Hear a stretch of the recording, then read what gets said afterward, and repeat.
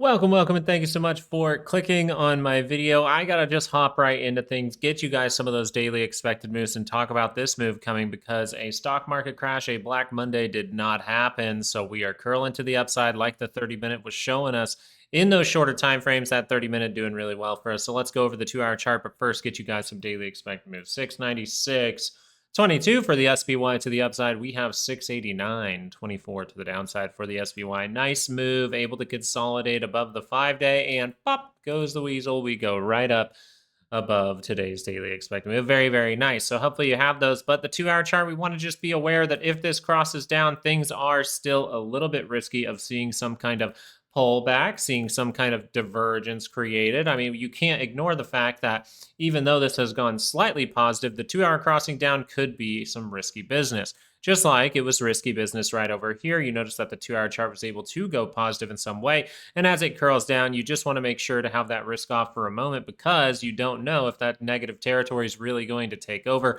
and you're going to make a new low. So that's one thing to look at as far as the bear side goes. But in this area, we are still above the 5-day. And the 30-minute positioning here is showing some interesting things. One, you do see a slight little form of divergence on your MACD, but you don't see that on the RSI. So this would suggest that we can see some kind of roll down here. But is it ultimately going to lead to a complete reversal in conditions where we do come all the way down to these levels? Anything can happen with those earnings. So if the 30-minute is able to cross down for tomorrow, we would be looking at that 689.24. But the continued squeeze is still on the table. A shape that we were really paying attention to was something like this, right? We come up to this type of level, we get that slanted head and shoulders in some way, right? I think we drew it up on the Qs, but you can draw it up right here. If you wanted a general area you could maybe pay attention to here, you could draw an equal line. You could kind of line it up with this right here and say, oh, okay, so we could do the left, the head, and the right shoulder right over here. So if we wanted to dip down to those buyers, get some kind of 2-hour pullback, that would make total sense. Now, if we want to do that in the next couple of trading sessions before we get some big info, that would be a big deal because as far as it goes, guys, on Wednesday at 1 p.m. my time, so you'll have to see, but about 2 hours before the close, we will get the Fed interest rate decision. So what needs to be acknowledged here is the 30-minute is still definitely in that positive territory. There is one form of reversal here suggesting that we could be open to a 2-hour pullback or some kind of 2-hour pullback in some way to maybe take care of that gap to turn to the upside to create some good structure. That could be very, very nice. But that would be overall something to react to. As of right now, the 2-hour chart crossing down would be a little bit one that you want to be like, all right, I'm risk off for a moment. But once that 2-hour chart's able to curl back up, boom, to the upside. And guess what? This is all stuff you need to react to because this is not crossed down right now. So all that has to happen is you keep seeing that buying come in. That's all that has to happen for this thing to continue. So what am I trying to get at with talking about the SPY a little bit quickly in this video? I'm saying if the 2-hour chart does cross down on this MACD, it would say, hey, be a little bit aware of that. You don't want to necessarily be in that for the moment because of something like this that can happen. But if we're able to figure that out with a 2-hour higher low, if we're able to figure that out with a 2-hour divergence, that could be a very, very good thing because those are the two things that we are really looking for to do what? Curl up the daily chart. And once we're able to curl up the daily chart, if we're able to do that at the end of the month here, we would be targeting the February upward monthly expected move. Very, very nice. So just remember that because the daily chart has violated signals on the RSI and the MACD. This is suggesting that we are going to see some funkiness here. But it's going to have to really prove itself in the shorter time frames to be some kind of top. Let's go over to the Qs real quick. You see that one's trying to curl up right now. So what does it need to curl up? Well, it might need a 2-hour lower or higher low, might need a 2-hour divergence.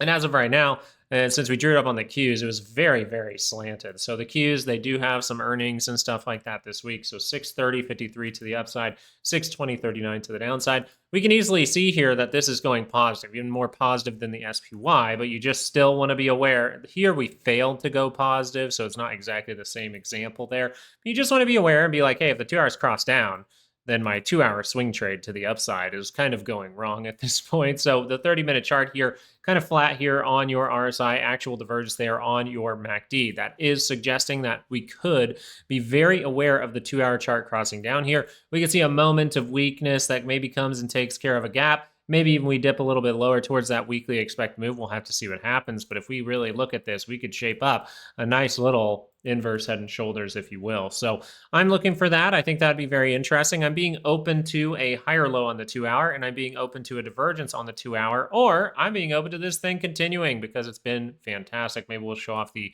Apple play that was suggested on Friday, because that's actually, it made enough money. It was actually really good. Cues for this for now, though, I think these are the important things to watch. If the 30-minute just curls down here and just dinks off of that, curls back up, look for the violation, test the high, go make a new one, we would see continued squeezing. As we pop over into volatility, the reason that I am suggesting that we might see a little bit more volatility is because the 30-minute for the volatility index, the VIX, is trying to carve out this higher low. We are seeing that that is going to curl up by the center line. We could make some potential divergence. We could see another push and make that divergence later. We could make that higher low. So there's a lot of opportunities here, but what are we watching for?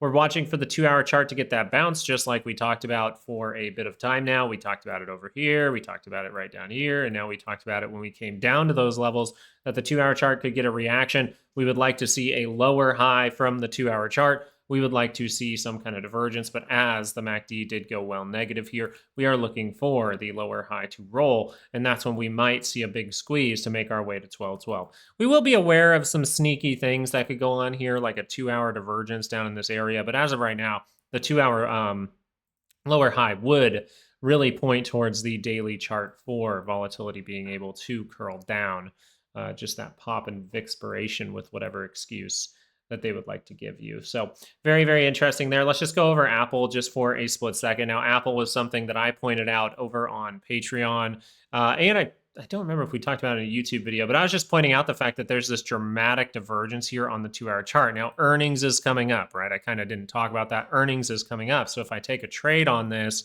and we actually walked through the trade very thoroughly, if I take a trade on this, which I actually did this time, I'm looking for us to come back in the monthly expected move. We came back up to the monthly expected move. The money was good. I get to get out before earnings, and I get to make a nice little 110% just in a day or two, just holding on to that. So I don't like staying into things with earnings or anything like that. Normally, I might have held on to a couple of contracts a little longer, but I was like, hey, baby girl is coming. She'll be here Wednesday, actually. And then Apple, as far as it stands, I was like, the money looks good. So very nice little trade setup here. 2-hour divergence down there. We had the 30-minute. We talked about this. We talked about the confirmations on YouTube and the using the 15-minute to manage those trades, kind of showing off some things you can learn in the full technical analysis course, which that sale is ending this week. So what's the big deal about the market right now? Well, the big deal is we do have forms of divergence on the SPY. We have forms of divergence on the Qs, and we do have a higher low for the 30-minute chart for volatility.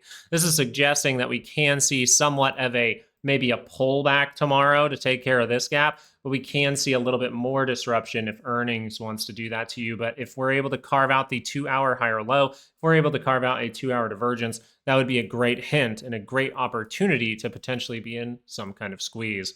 We'll see if that 2-hour roll is able to create those things, because if it doesn't, we might roll just like we did the last time and see too low of a low and head to the downside. We'll be keeping track of this. I'll try to make videos as much as possible, but no guarantee this week. So like and subscribe so that you can get all the information that you can from this channel so that we can help you out. Hey, thank you guys. Have a great rest of your day, and peace out.